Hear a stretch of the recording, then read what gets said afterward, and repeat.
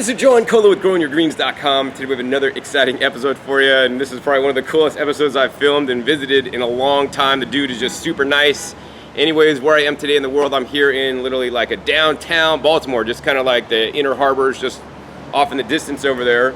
And where I'm at today is just standing outside a farm. And you're like thinking, John, are you high? No, I don't smoke any kind of cannabis or anything for psychoactive effects or ingested in any other way for those effects personally. So where I'm standing at is just outside a house, but this house has a farm in it. One of the rooms has been converted into a farm that grows microgreens, and the farmer makes $100,000, actually plus, a year from his farm, which is actually quite amazing to me. You know, furthermore, for those of you guys that are out west and never been out east, right, the houses on the East Coast, especially in big cities, are like small. Like there's one big building, but that building is split into actually two individual houses. And when this house was purchased, it was purchased many years ago for like $35,000, right? Now, of course, real estate prices have gone up. The neighborhood has also gotten a lot better, but also him and his wife are making a really good living, just literally out of one of the rooms in their house, which was formerly, back in the days, a bedroom. So what I want to do for you guys today is actually take you guys inside the house to show you guys this literally a micro farm. And actually the cool thing about the micro farm is that actually doesn't even serve people from outside his zip code, because he has enough business. He's maxed out his farm, but what he's also doing is he's training others to grow microgreens in their home, or he set somebody up in a local area growing in an apartment, also making lots of money selling microgreens, you know. And this, I believe, is the future of farming, is actually, you know, small micro farms and having many of them to employ more Americans so that we could all be self-sufficient and also, you know, feed people in the local area, which is a lot more sustainable.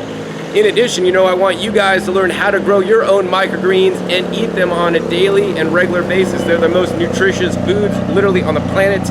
Anyways, without further ado, let's go ahead and go inside and show you guys just a small setup they got in their kitchen. All right, now I'm inside. I'm going to show you guys the kitchen here, and this is, check this out. They got a little mini grow setup right here that, you know, they sell and can set you guys up with, so you guys could grow your own microgreens just literally in the kitchen like they are. So microgreens are probably one of the easiest crops you guys could grow. If you guys have tried growing outside and have failed, whether you live in an apartment and growing in containers, which actually can be a lot harder in my opinion than growing in the ground, and haven't had so much of good luck, right? You gotta try growing some sprouts and microgreens. They're by far the easiest things to grow. I mean, the answer is simply because how long they take to grow, right?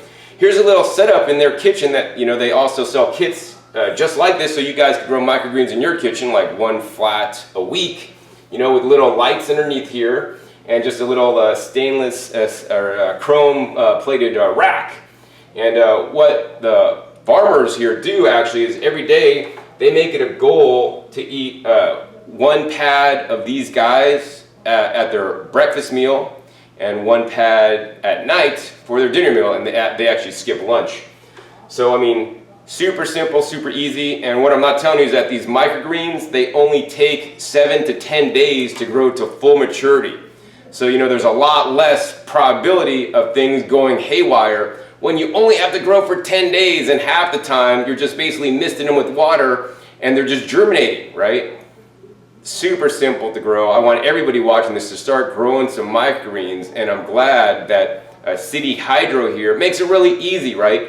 They figured out, because they've been doing this for over 5 years in this very location, growing microgreens, and it started out slow at first, but now they have an established clientele and people know about City Hydro. They're probably one of the most, you know, foremost experts in the country growing microgreens on a small scale. And actually talking with the owner Larry here for probably like about the last hour or so, like this guy definitely has done his research and he totally knows his stuff.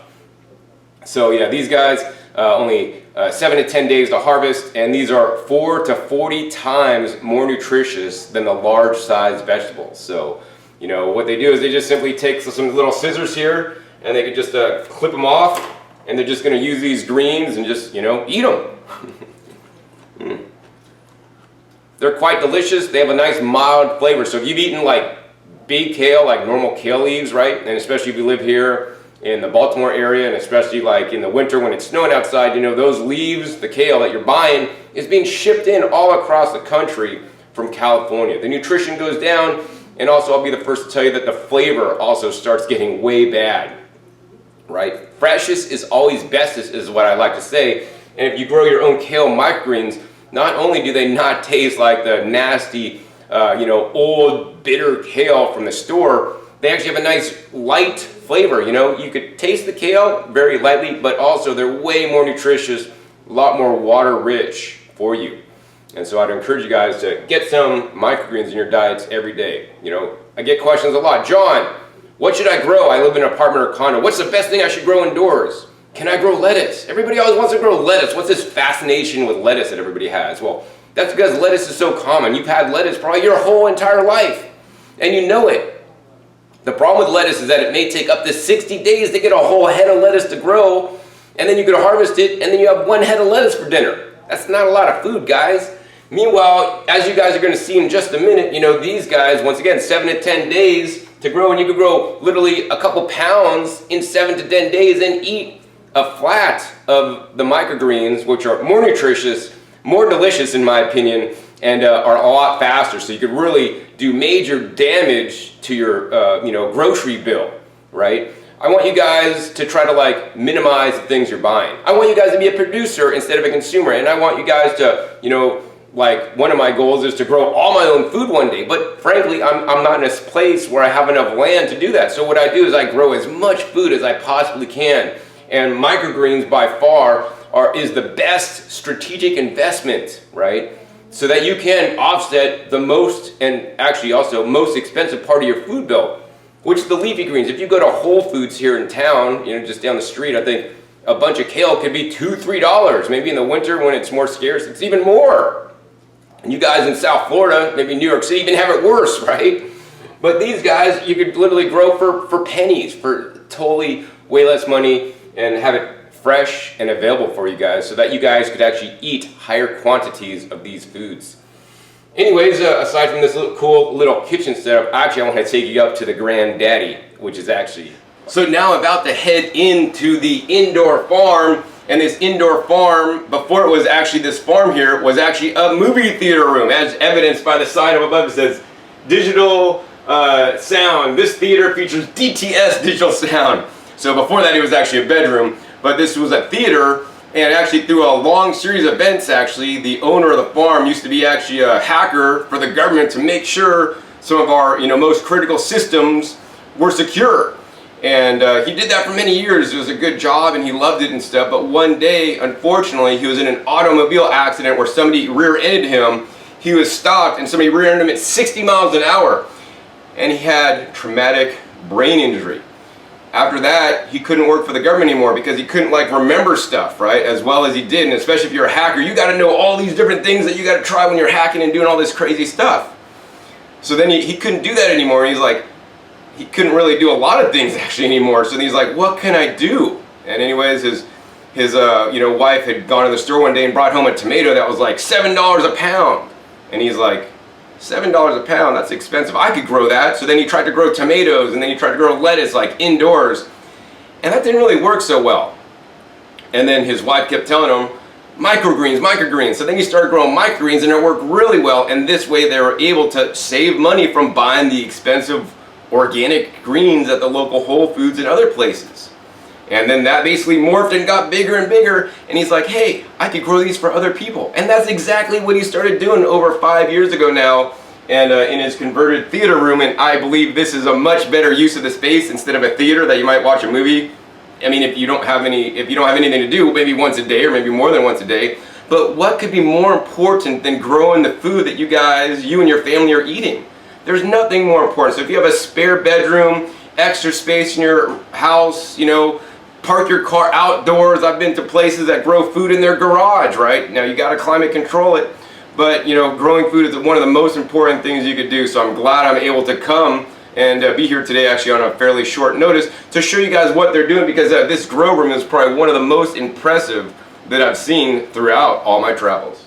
All right, so now we're gonna head into the grow room here. This is the home of City Hydro. They're at city-hydro.com by appointment only. And this is the ultimate in vertical farming. You know, you'll see all these videos and all these people trying to do vertical farming and growing lettuce and all these big major crops, right?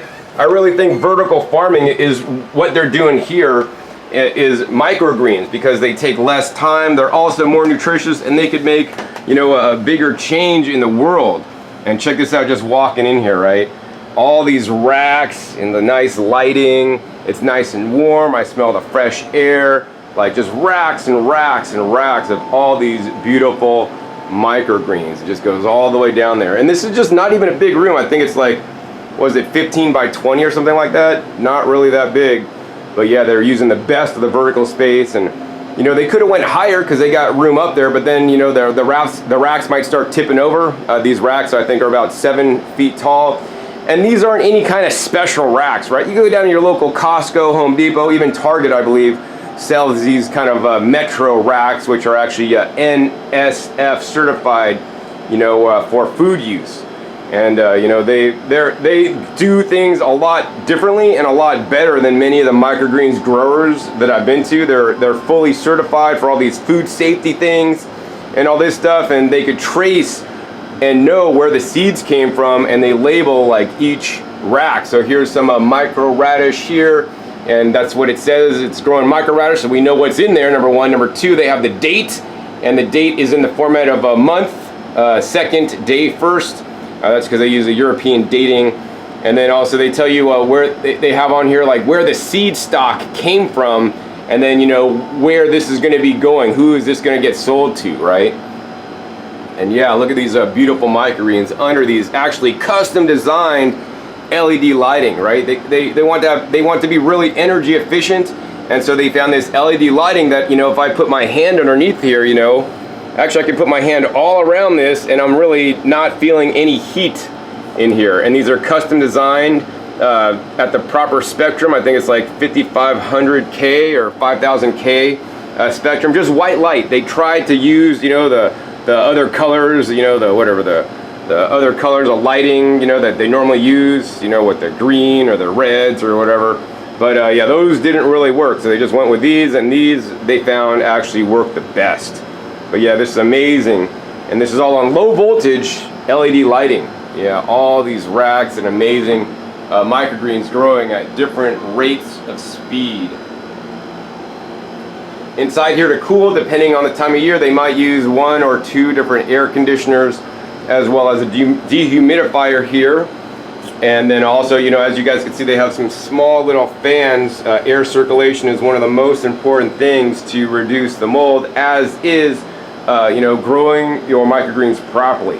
I think what I want to do next actually is actually show you guys the process they go through to grow microgreens, some of the special things they do that I haven't seen anywhere else, so you guys will know the process and that you guys could do it too. So one of the cool things about growing microgreens is that you really don't need a lot, right? You don't need to buy a tractor, you don't even need to buy that many tools, if any.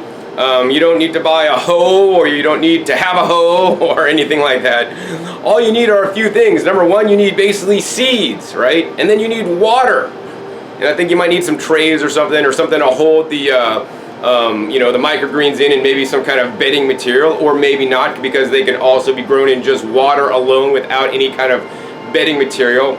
But I think the quality of the microgreens starts with the seeds. The seeds are probably one of the most important things, right? If you have poor quality seed, then they're not going to germinate and not going to grow the microgreens you want, you know. And so they've sourced some of the best quality seed, and you guys can see they buy the seeds in bulk.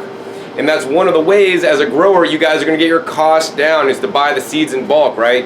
They buy in 25-pound or 50-pound quantities, and that's because they're on a commercial level. That being said, you know, if you guys are home growers and you guys are going to grow a lot, I don't necessarily recommend buying this quantity of seed, because then you got to store the seed, and the longer you store the seed and all this kind of stuff, the germination rates go down. So I would recommend you guys buy the 1 or 5 pound bags, depending on the seed that actually you're buying. Something like radish seeds, yeah, buy it by the 5 pound, by the 10 pound to save some money, because you're going to blow through those a lot, because they're the cheapest and also easiest microgreens to grow. They can also be very important when you're starting out to first learning how to grow microgreens.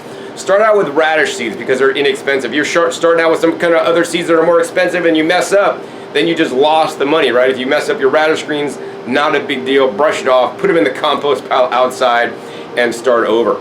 So, you know, they've done their due diligence and research with the seed companies, right? They used to use like Johnny Seeds, but Johnny Seeds sells some of their seeds is actually from Semantis, which is actually owned by Monsanto. So they stopped really buying from Johnny's unless they really have to, and maybe even they even don't nowadays. But now they use Mountain Valley Seed Company. I'll put a link down below. If I remember when I actually visited Mountain Valley Seed Company in Utah, I visited the owner there. He's a great guy, and they just seem like a totally legit company. So it's good to hear that actually, you know, Larry here is actually using them. And the other thing I want to say about Larry is that he is a really cool guy, right? He came from the software industry and open source model. So his method of growing sprouts and the microgreens here is open source, you know? But he just wants the credit for coming up with his techniques and his credit. So make sure if you use anything from this video, say, hey, I learned this from not John at Growing Your Greens, but I learned this from Larry at City Hydro through John Kohler's video, right? But just let people know, because I mean he's done a lot of work to actually make microgreens even better than actually all the places I've ever been to that just kind of, you know, step in other people's footsteps. I mean, this guy is really blazing the field, you know, put it that way. So yeah, the Mountain Valley seeds, and then, you know, storing the seeds properly, right? Yeah, the seeds come shipped in bags, and if they're not going to have the seeds too long, they'll maybe store it in the bag. The bags are breathable, but you know, this also can let moisture in, which can be one of the worst things for seeds. So they, you know, also have these buckets here with these special tops. I think they're gamma lids that you can just screw off and screw on and access your seeds. So I do recommend storing your seeds in a proper way, such as these nice food grade buckets. So aside from having good quality seeds, which we know they got already, you got to have something else, good quality water. And you'll be amazed to know that City Hydro here is just using Baltimore, Maryland tap water. But let's find out what they do to it before they actually give it to any of their plants. So this is the water they use at City Hydro, and basically they take the Baltimore City water, which is already, you know, certified safe for human consumption, although I wouldn't drink it. But many people do, unfortunately. But what they do is they take that water and they basically run it through these two top pieces here, which is their specially designed basically a filtration, including some carbon that they replace the media on a regular basis. And they basically just let it kind of like gravity feed down into a food safe HDPE, I think this is like a 55-gallon drum, and then they have a little spigot on here where they could actually get the water out. And amazingly, you saw some of this, the overview shot of this garden when I walked in, but this whole farm here literally only takes 7 gallons of water a day. And that's totally amazing. So this is probably the best way to conserve nature's resources, to grow the most nutritious food on the entire planet. And they're doing it right here in downtown Baltimore. Totally amazing. So yeah, besides having the good water, another thing that's very important is having proper trades. And they figured out a better trade than any other microgreens farm I've ever been to that I'm going to share with you guys next. So basically all the farms I've ever visited that grow microgreens use this standard black style nursery flat to grow their microgreens in. You know, they come in like a 10 by 10, which is a half size, or a full 10 by 20 like this, right? But they don't use this style flat here for a few reasons. I mean, number one of the reasons that I'm aware of, that I've known about this kind of style black plastic, is that this style black plastic is some of the cheapest, crappiest plastic there is. These were designed to grow, you know, plants in roots, not, you know, plants in soil with the roots, not like microgreens to serve to people, right? In the creation of this plastic is like this carbon black material, which is like really nasty stuff, right? And also, furthermore, like these trays, look at this, it's like all cracked up on the side and gets bumped up. These guys will deteriorate and go bad really fast, and that's not sustainable for a business to keep buying plastic. When they get bad, they gotta hopefully recycle them or throw them away. Not super sustainable. So they don't do that here, you know. They found the best practices of any microgreens company I've been to, and they're like, what could we use that's actually food safe to grow the microgreens in, right? So then they looked no further than their local pizza shop or bakery, right? In bakery and pizza shops, they have like trays that kind of look like this right here. And this is basically what is called is a proofing pan. And this proofing pan, maybe they started out with, but they don't use this one now either. You can't just use any old proofing pan. This one's actually made of fiberglass, you know, kind of like my 1981 Corvette I used to have that actually got hit. It's fiberglass, right? And the fiberglass, there's a coating on there that may peel over time. So, you know, because these fiberglass proofing dough trays were not designed to grow microgreens. They're designed to proof dough without all this constant water contact. So they're like, how could we do even better than that? Then they found these guys. And these guys are actually also proofing pans, and these guys are actually quite large. I mean, I can't even fit in the whole video without cutting it off. But these are special proofing pans that are made from the HDPE plastic, which is the best food-safe plastic to use that also lasts a long time, you know. Some of these trays that they have here are actually 5 years old. They've been using these trays 5 years old, and it's always better to reuse instead of recycle or throw things away. So I want to encourage you guys, if you guys are microgreens growers still using these guys, right, or are going to start, don't use these guys. Use the right, you know, product. And this is actually made by the Dough-Mate, and this model is the CPT70. And so you could contact them here at City Hydro to buy these, because they are a dealer, because they buy so many of these for themselves and also help set up other people growing. Now, aside from these nice large style trays, which is a full tray, which, you know, they sell a full tray of microgreens. I think it depends on, you know, the price, but generally I think they get maybe $30 for a full tray, and for a half tray, you know, which is basically this size, which is white. I kind of like these a bit better. It's $20. And furthermore, and that's basically to restaurants who are ongoing, regular, repeat customers. Now, to farmers markets, they have different sizes, and then they would basically use this size for farmers markets, and I think this is like a $10 size of microgreens, and then they have like a smaller, like a strawberry size, which is $5. You know, so you know, they make lots of money just growing all these microgreens with their regular clientele. They don't have to deal with the hassle of going to farmers markets and selling, you know, $5 or $10 at a time. You know, they have customers that take, you know, up 6 flats or more, you know, per delivery, which is, you know, I think every week or maybe even twice a week. So aside from the seeds, the water, and the trays that grow the microgreens in, you only need like one other major component for the most part. You're going to need the media you're going to grow in. Now, some microgreens companies may grow in water, and they're going to actually be soon doing that here, just water alone with actually no basically bedding material or growth medium. And many growth mediums may be like organic compost, you know, coconut coir, peat moss, these actually plastic spun fibers that make little mats used in hydroponics normally. But they didn't want to use any of those things because, you know, some of those things can be messy. They splinter and they drop dirt everywhere, and that makes things really messy. Plus, if it's compost, it might have possible contamination in there. They wanted to do something really clean that was better for the planet than some of just the standard spun plastic mats, which is creating excess waste. So what they're doing here instead is that, you know, they're going to be using this stuff, which is basically, this is just coconut coir fiber matting, right? And I know those of you guys that are like into hemp, like, what about the hemp matting, John? Well, you know what? Here's the hemp matting right here. They tried using the hemp matting and the coconut coir matting, and guess which one works better? The coconut coir matting, because they found this had and kept a better structure than the hemp that just kind of like fell apart and didn't work so well. In addition, there's other kinds of fibers that you guys can use. Kanaf is another one that I actually know about and haven't experimented with myself personally, but it'd be interesting to see how that fiber works as well. But that being said, coconut fiber is probably the best fiber in my opinion. The Kanaf, you know, may be able to be used for other things, but, you know, so many places make all this extra coconut fiber that needs to go into something creative and useful, and this is probably one of the best uses. Now, this standard coconut fiber, they trim this down to their proper size, and then they don't just put this in the tray and then grow on this directly. That wouldn't work. You know, what they do is they soak this stuff for about 24 hours in pure water and to get it the right consistency. So over on this side, this is a soaked one and this is an unsoaked one. You guys see the difference in the color?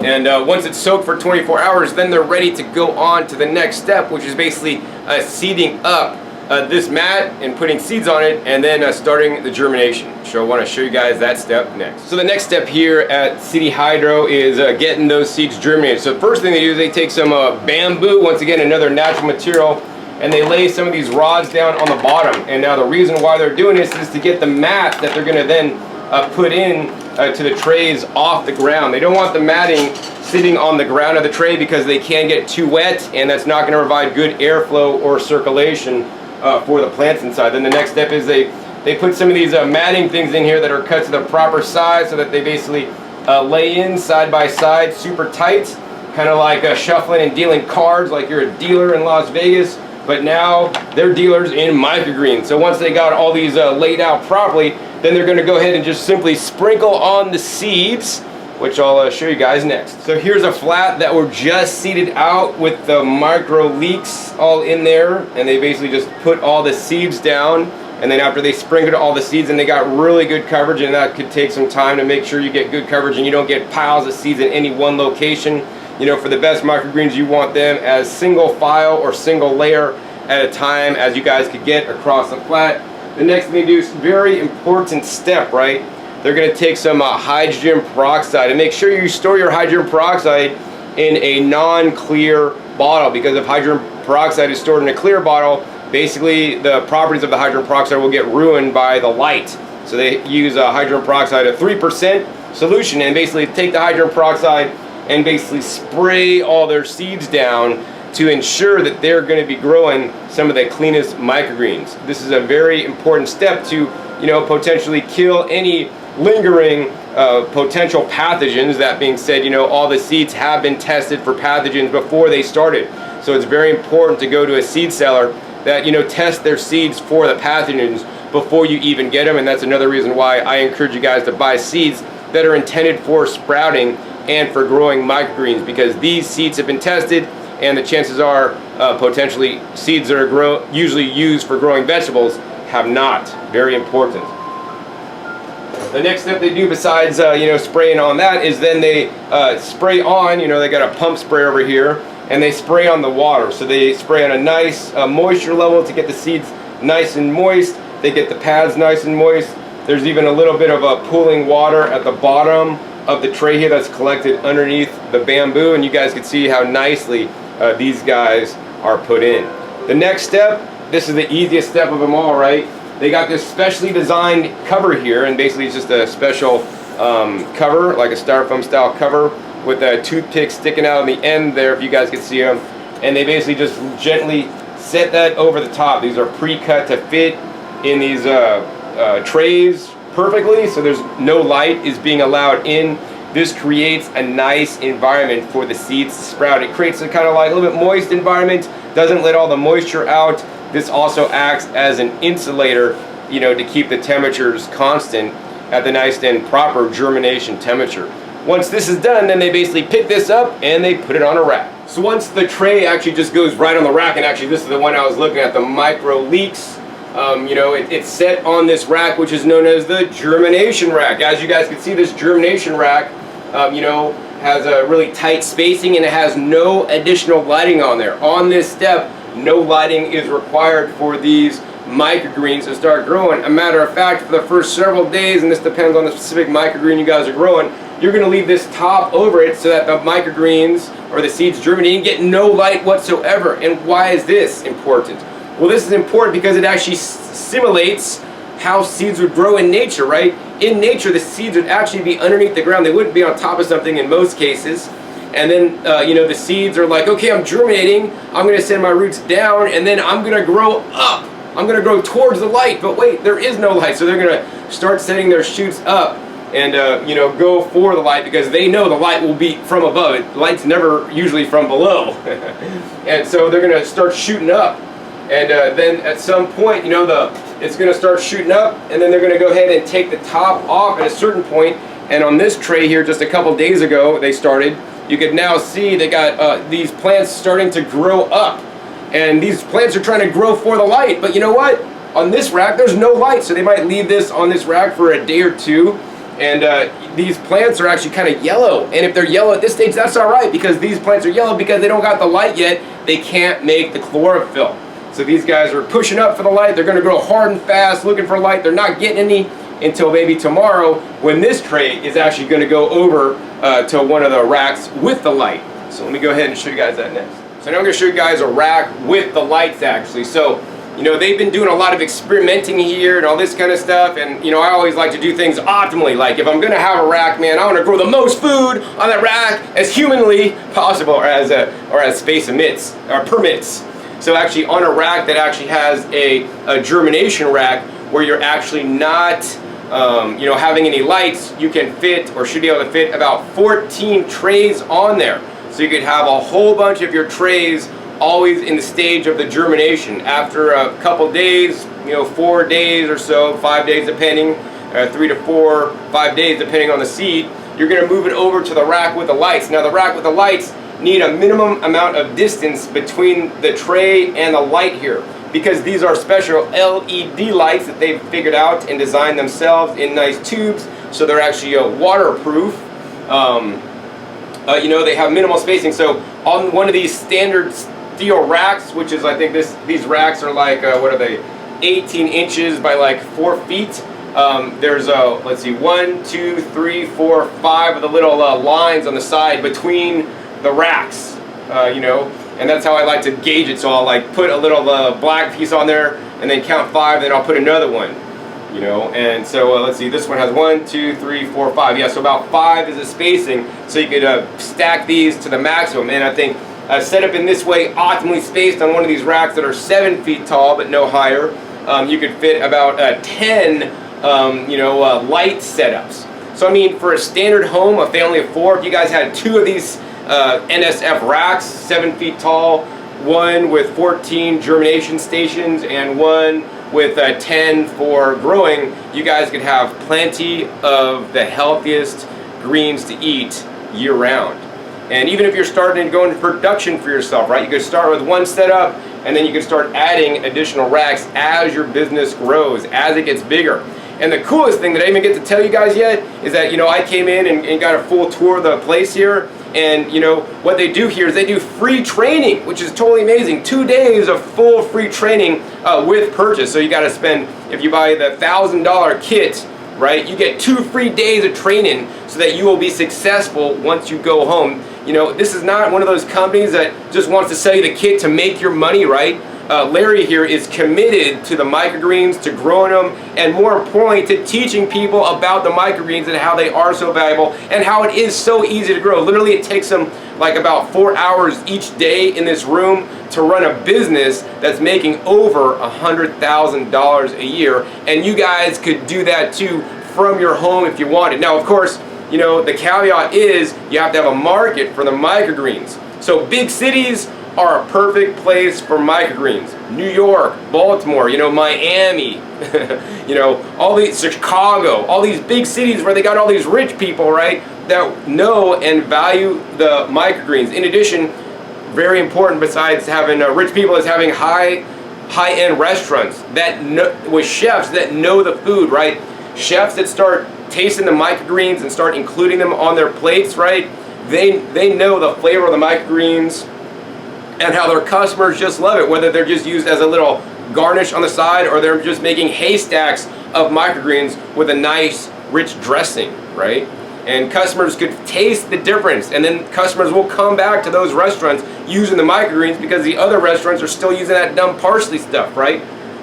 Microgreens way better than parsley as a garnish because they also should be eaten, tasted. They're so nutritious and more importantly, just so fine and delicate. Anyways, this is some micro basil grown. I mean, depending on the microgreen you're growing, it can be shorter or it can be longer to grow. And the cool thing about the microgreens is that, you know, at this microgreens farm, they don't sell cut microgreens, right? If you cut your microgreens and sell them, then you're going to be regulated more than if you just sell live plants. So, you know, when they're ready to sell their microgreens, literally they just take out, you know, one of these little trays here, or one of these little, you know, cutouts of the microgreens, and we'll just sell this to people. So these are live. So now the chef has the freshest food of any restaurant, or you have the freshest food because you could harvest it like this, and just you cut off the microgreens as you need them, and you guys can see the root structure underneath there growing. Yeah, this is really wet. I gotta put it back in there. So yeah, I really like the format of, you know, growing living foods, right? And even in their kitchen where they're harvesting the food, they didn't just cut it and put it in their fridge, right? They're leaving it growing in the pads that are 100% compostable, and they're only going to harvest them once they're ready to use and eat them. So another thing that I really like about City Hydro is that, you know, they've experimented with many different microgreens. And Larry, like me, is kind of like, in some respects, a lazy farmer, right? He wants to grow only the easiest crops that grow in the fastest time that he could profit the most on. And he's experimented with many different kinds of seeds. And using the techniques he grows with these pads, he's learned that certain microgreens grow better than others. So he tends to focus on them. You know, one of his favorites are the micro parsley, which is right here. Look at this. Look how beautiful that is. He also has, you know, kohlrabi he likes a lot. The micro cilantro, super amazing.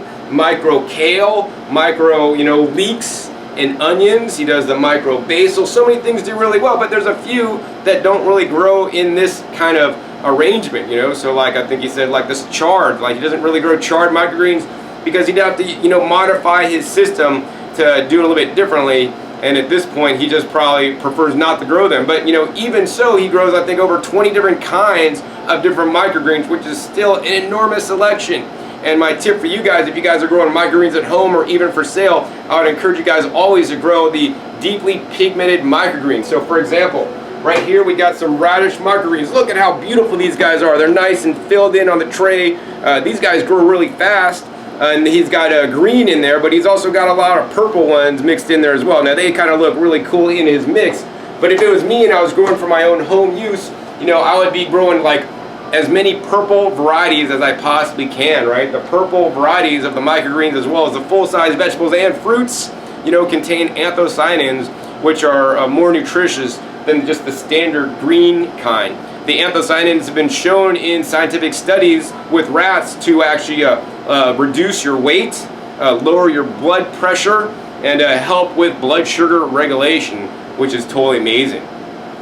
All this whole system here is automated and all lighting, so he doesn't really have to do anything. He just has to make sure that they're plugged in, and you're thinking, John, how much is the electricity to run all those lights and all this stuff? Well, so he told me on average it's about $100 to run this whole room to have this farm growing, and of course 7 gallons of filtered city water. And so this is not a lot of input for a whole bunch of output. So this is probably the best way to utilize your local resources to grow food for not only you but also your family. Another cool thing about the farm here is that they don't use any kind of pesticides or chemicals, or they don't spray their stuff down for bugs, because check it out, it's indoors, it's in an isolated environment, and if just the farmer and his wife literally were here all the time, they'd have no infestations of anything. But because they do tours, they give classes, they get people in here, they're training all the time, people are in and out, you know, they've been to the produce section at the farmer's market bringing bugs in and stuff.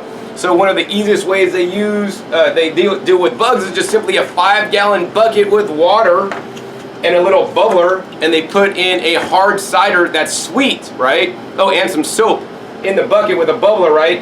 And this attracts all the fruit flies that they may have to come in here, and they basically get trapped and drowned. In addition, on the wall, I don't know if you guys saw when we walked in, they have like one of those UV fly traps.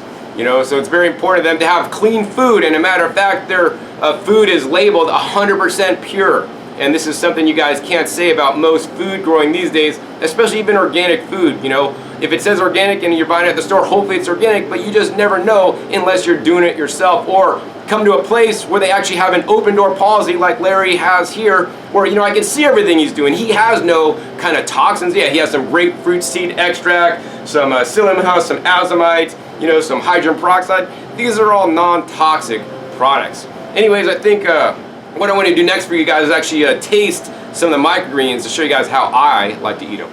So aside from just some of the standard microgreens that they're growing, they're always trying to like, you know, grow new and exciting and different things. So right here, you know, they've got some micro borage. You know, borage I grow, and it literally grows in my garden as a weed. I like to harvest and pluck out the flowers to eat.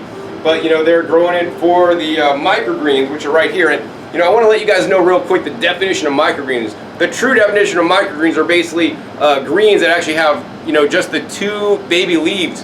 When the plant is at the stage of just growing from 2 baby leaves, the majority of the nutrition in the baby leaves is actually from the seed. So if you're going to go buy seeds, it's important to specify you get seeds that have the least number of seeds per pound. This means the seed is larger, the seeds are healthier, they're going to contain more nutrients than the same given seed that actually weighs less, that are actually smaller seeds. So that's the true definition. So the majority of what he grows here is basically the 2-leaf, and once it starts to put out the 3rd leaf and 4th, then that's when the plant will require some nutrients. So he doesn't feed any nutrients here. As you guys saw, he just uses the seeds and water. So microgreens are 100% veganic, which is something you can't say for organic produce, even at your local Whole Foods or Whole Paycheck store. Maybe because Amazon bought them, hopefully maybe I won't call them Whole Paycheck, because they did reduce the prices a little bit. But nonetheless, most organic produce is actually be growing with manures, as many home gardeners will also use manures. I do not advocate the use of manures, because in my opinion, the only reason why there could be contamination with microgreens is because of animal-based manures and animal contamination, in the seeds. Plants and animals do not share diseases. I can't get, a cold or the flu from microgreens, right? 2 different things, but I can get, cold, flu, or other illness, from chickens, for example. I mean, what? They got the bird flu, right? So these are completely safe to grow, provided you have good practices and have uncontaminated seeds. Can be considered veganic, and in my opinion, this is the most important vegan food. If you guys are vegan out there, you guys need to eat on a daily basis, because they're the most nutrient-dense food on the planet, which means they have more nutrients, phytonutrients, phytochemicals, vitamins, minerals, as compared to the calories. And unfortunately, most Americans are eating high-calorie foods, too many animal foods in excess, and this is at great health expense to our country, to the health care, or I like to call it sick care system.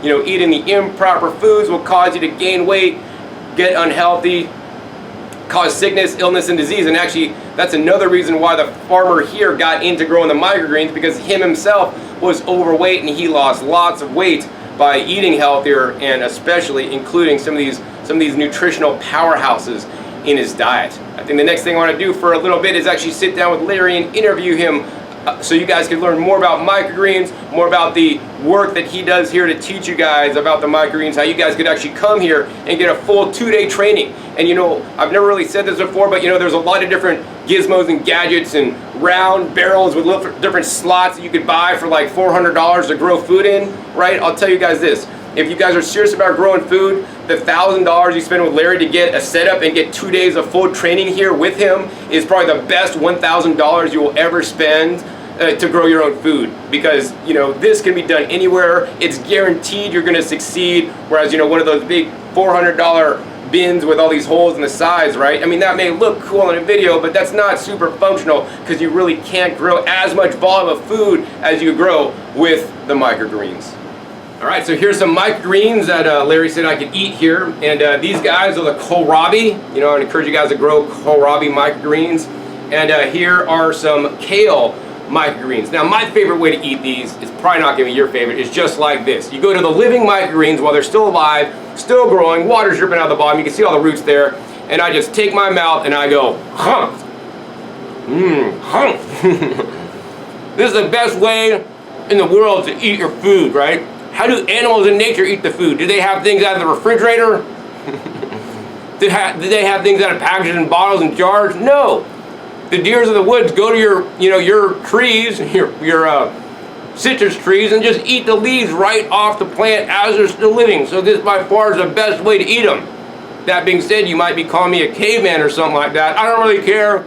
So what most normal people do is they would actually just clip this off and then add it on top of salads, add it as a topping. I mean, I would just, if I had this many microgreens, I would make a microgreen salad every day. My goal every day is to eat 2 pounds of leafy greens, whether that's microgreens or big leafies from my garden.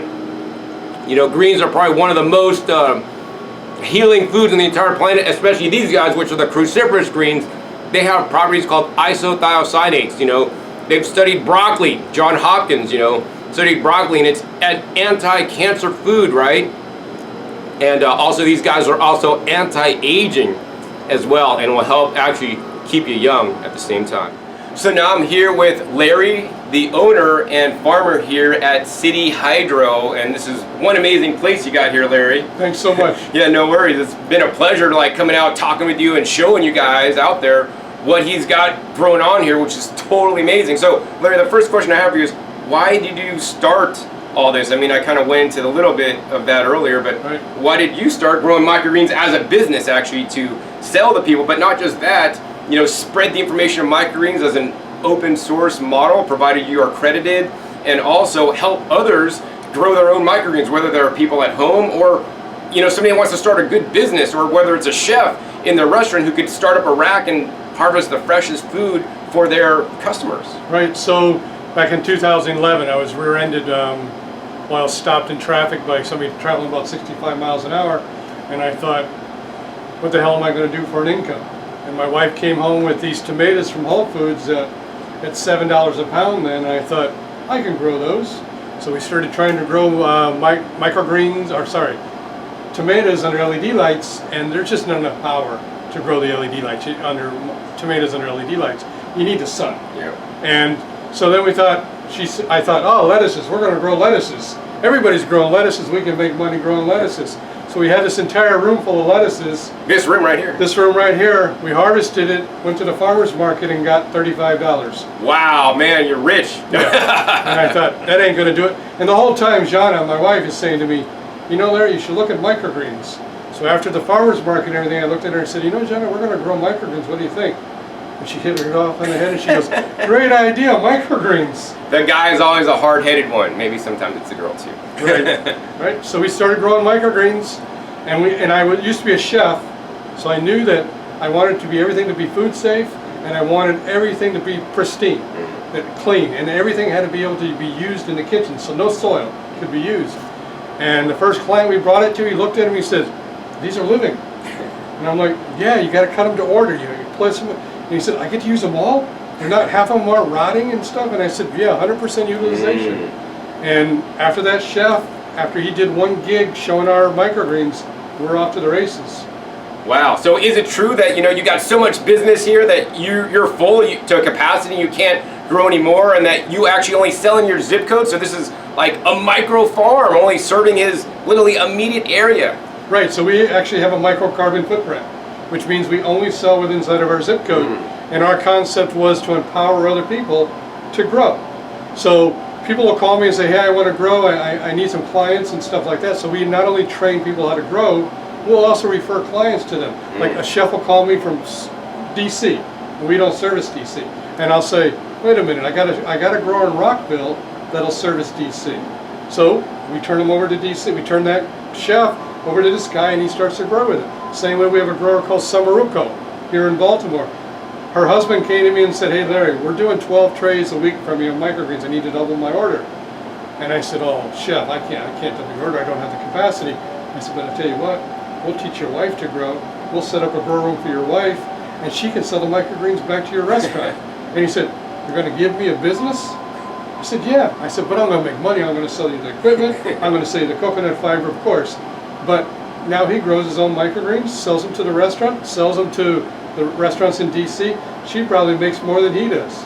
Wow, amazing. And that's why I'm so excited about this episode, because, as you guys know, I'm an entrepreneur, right? And if you guys need a juicer, this is a shameless plug, if you guys need a juicer, blender, or dehydrator, please support me by making your discount juicers.com. That's how I'm able to travel around to all these places and make cool videos with people like Larry. But not only is Larry an entrepreneur, but he's empowering you guys to be an entrepreneur. This is what really and truly is going to make America strong again, not some puppet dude at the frickin' government. Anyways, I don't want to talk about politics in this episode. But anyways, yeah, that's what's going to make America strong, is by all of us having our own business, being independent from the man, so you guys could work just a few hours a day. And actually, Larry, how many hours do you work a day doing all this, making over $100,000 a year? So I work about 3 to 4 hours a day, but the only thing is it's 7 days a week. So growing microgreens is like having children. You got to take care of them. But at least they don't talk back. That's true. They don't talk back. But you got to water them every day. You can't miss a day of watering. So that's the only caveat that's a little bit of a, I don't say a pain, but a commitment, is to be there 24/7, 7 days a week for the microgreens. And if you got a child, you want to go for the weekend, you have him water, right? As long as they know how to do it and not mess up. Right, exactly. I mean, yeah, just like any business though, you need to pay attention to your business or it's gonna get away from you, you know. Even though I work my own business, you know, I'm literally on call 24/7 to answer emails and handle customer service issues and do what I need to do to make it happen if that's what's important to you. Because surely, you know, I do not want to go to a job where I got to be there at a certain time and clock out and not even get paid what I'm worth, right? So I really want to encourage you guys to, you know, take up Larry on this opportunity. If you guys are looking for something, you know, I visited so many different farms and so many different, you know, things you could do in farming to make money, you know, farm other people's lands in their front yard, their backyard, and all these kind of things. Man, that's too much, way too much work. Much easier to invest. Literally for $1,000 starting, you could get set up with a kit and get 2 days of training with Larry. So Larry, do you want to explain that to my viewers? Right. So we sell you a rack. The rack's about $1,200 complete. Then you get 2 days of free training. So you come here for a day, you learn all about the system, you learn about our substrate, you learn about the water systems we use. My wife teaches you how to cut the mats, how to process the mats and all that stuff. The next day you come back, we teach you how to seed, we teach you how to sell, we teach you how to water. In 2 days, you get the full training for $1,200 with a rack. And what we tell people is, don't buy a whole grow room. Don't invest $10,000 to buy it, unless you got it, unless you want to. Buy our one rack. Get that one rack going, get clients for that one rack, make money doing that, and then say, hey, I need another rack. Because it's modular. You can build your system as you go. You don't have to put up $15,000 to buy a grow operation. You can buy one rack at a time and go from there. Right, exactly. And $1,200's with the rack, and if you don't want to get the rack and source your own rack, it's $1,000. So that's what I'd personally do and recommend for you guys. But some of you guys don't want to hassle with having to figure out the rack and all this kind of stuff. So Larry will provide that for you. So man, I think that's an amazing business opportunity. I know a lot of you guys have $1,000 available on your credit line and your credit card, so you could charge it and start your own business today. And in addition, you know, Larry has additional training. Growing the microgreens is one thing that he'll set you up on and train you guys to do, but selling it is a whole nother thing, and that's an accessory that Larry will also literally take you guys around for a week and show you guys going out on sales calls and following up and how to sell at farmers markets. I talked to this guy for a while. He's got all the tips and tricks down. Anyways, Larry, I want to talk to you more about actually the product you're growing here. So sure. Are the microgreens you're growing, are they organic? Yeah, so we had an issue with organic, and being as we grow hydroponically, there is that big issue whether hydroponic is actually organic. And I have a lot of friends that are actually organic farmers. And I looked at my process and everything, and I thought, you know, we don't want to go for the organic certification. We kind of want to stay true to what we're doing hydroponically. So what we do is we call ourselves pure. And when people ask us what pure is, I tell them we use nothing. And they say, use nothing. I said we use no fertilizer, we use no pesticide, and we use no soil. We use strictly water and coconut fiber. And the coconut fiber that we use is organic by nature. And the seeds that we use aren't always organic. We try to use organic and conventional, but I know every farmer that we can buy our seeds from. Mountain Valley guy, Rob out there, he can shake the hand of every farmer he gets seeds from. So we are very, very conscious about what we're doing, but we don't grow organically, we grow pure. And I tell people, it's 100% pure. Pure water, no fertilizer, no pesticide, and no soil.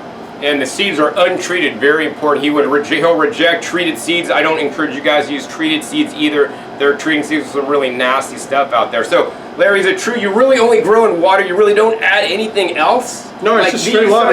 Some of these microgreens look amazing. Yep, just water. Because the microgreen really doesn't need any fertilizer. It doesn't need anything. It's like the chicken and the egg. Yeah. It gets all its nutritional value from the shell. Mother Nature has figured this out. We didn't need to figure it out. And actually we found that when you added soil or you added fertilizer to the microgreens, you actually distracted from the flavor. And so we decided that we wanted to sell a living product that was grown with just pure water. And we use Baltimore City water that we filter 6 times. Oh, 6 times, yeah. So I showed him your filter setup there earlier. But yeah, I mean, I've visited many different microgreens grows and farms all over the country. I mean, check my other videos if you guys haven't seen me before. I have over 1,300 videos on this channel. And by far, this is the cleanest, best microgreens facility that I've ever visited. So Larry, did you design all the systems here to grow the microgreens, like the trays? Like, I've never seen these trays anywhere else. I've never seen these specific lights anywhere else. You know, I've never seen people actually use a coconut fiber. I mean, this is all like, how'd you come up with it? Right, so I used to be a chef. So I knew that the microgreens that we grew, or the produce that we grew, had to go into the kitchens. And so you couldn't bring soil into the kitchen. So we had to figure everything out. And I also knew that everything that I did had to be food safe. That I wanted to make sure that we didn't have any of those 10, 20 black trays that contain lead and mercury and everything else, that everything had to be food safe. So I did research. I figured out everything that we were doing. And then we started looking at our lighting system. And at first we were using the red and blue spectrum lights.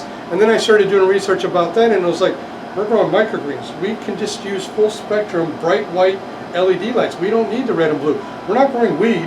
We're not flowering something, right? Nothing flowers. It's straight vegetative. And then we actually found that the red and blue spectrum lights were changing the structure of the plant. They were making it a little more rubbery and not so natural looking. The LED lights that we designed are tuned at 5500 Kelvin, bright white. That's all we use. We designed it. We designed the power units to do it. We designed the trays that we grow, and designed the system that we grow in, because we wanted everything to be food safe. And at first, we weren't planning on selling our systems. We were growing microgreens. That's what we were going to grow, growing, and selling. And people were looking at our pictures on Instagram at City Hydro and going, where the heck did you get that equipment? And I said, I designed it. We built it. And they go, do you sell it? I said, we do now. So that's how we got into the equipment business. Wow, so I'm totally glad you guys are you're making the equipment available for people and even training them to use it, because it's some of the best stuff I've ever seen. So Larry, one of the things I wanted to ask you is like about food costs. You know, if you're a chef, you're always concerned about your food costs because you're trying to cut it down, and of course, if you're a chef and you grow your own food, you can't cut it down any more than that. And if you're a producer and growing food that you're selling, you know, you want to also lower your cost and also sell for as much as you possibly can. Next to growing cannabis, I think microgreens are the most valuable crop on the entire planet. If you go to a local store, they'll sell 1 ounce of microgreens for, I don't know, $4 or $5. Super expensive. And they're cut, they're not even living, so they're not viable, and you're going to have part of them that probably went bad. But the way Larry does it here is he keeps them alive for you, so you're not going to have any losses. So how much does it cost to grow a pound of microgreens, you know, in your system? Right, so a pound of microgreens on average costs to produce between $2 and $4 a pound. Wow. And they sell anywhere from $25 to $40 a pound. Wow, man, that's like 10 to 20 times your guys' money. I don't know any other investments that you guys could make, you know, to make your money that much better. So if you guys are like our stock market brokers or them people investing in the stocks, you guys should get into microgreens, opening small microgreens farms in some of the biggest cities of the country, right? And let's talk about that. How many different countries and farms have you actually put in all over the world, Larry? Right, so today we have about 125 growers worldwide. This morning, before you were here, we actually had 4 growers in to learn how to grow. One was from India, and then 3 of them were from Baltimore here that are setting operations up of their own. We've had people come in from Turkey, Dubai, Israel, South America, all over the United States, Napa Valley, Texas, Florida, Washington, D.C., upstate New York City. In fact, we have 2 interns right now working that'll be here tomorrow from New York City. Wow. And that are going to move to San Francisco and open their own grow operation in San Francisco. Wow, so yeah, no matter where you live in the world, as long as you have a comfortable environment for you to live in, right, then the microgreens will also grow. They don't need to be in a greenhouse, and probably shouldn't even be put in a greenhouse outdoors, right? Grow them inside. If you're comfortable, the microgreens are comfortable as well, and they can be grown anywhere, you know. And I want you guys, if you guys have been looking for some kind of opportunity, to call Larry. This comes from my heart because I see how clean his operation is here. I see how he's doing things, and simply this is just the best way to grow microgreens ever. And even if you're just a home, you know, user, right? For $1,000, you get 2 days of training. Come to Baltimore here and Larry will teach you personally. You know, come with your wife and your husband, or your husband and wife, whatever, both you guys, to learn so you guys can become more sustainable, grow your own food, grow the highest quality food. If you want to start a business, hey, like he said, start with a $1,200, $1,000 investment and then just keep adding shelves on. I want Larry to have more growers, and this is really cool. This is the future of farming. So actually, let's talk about that, Larry. Is why are you open sourcing all your information, you know, that you've learned on how to grow and sharing it with others? To us, it's about everybody doing this. It's about nutritional value. It's about people eating healthy. I used to weigh 300 pounds. I had all the fat boy diseases, diabetes, high blood pressure, high cholesterol. I was a GMO train wreck, right? I learned. I started eating microgreens. I'm down to 205 now. I'm off all my Western meds, no meds for diabetes, no meds for high cholesterol, high blood pressure, all gone. And it's because of what I eat now. And people have to learn that we have to eat right. And what better way to learn to eat right is when somebody shares it freely, when somebody gives it freely. Because I can tell you, the amount of stuff we have coming back to us by giving away things freely outweighs anything. The gains that we get, whether even monetary gains we get, by giving things away for free and training people is just astronomical.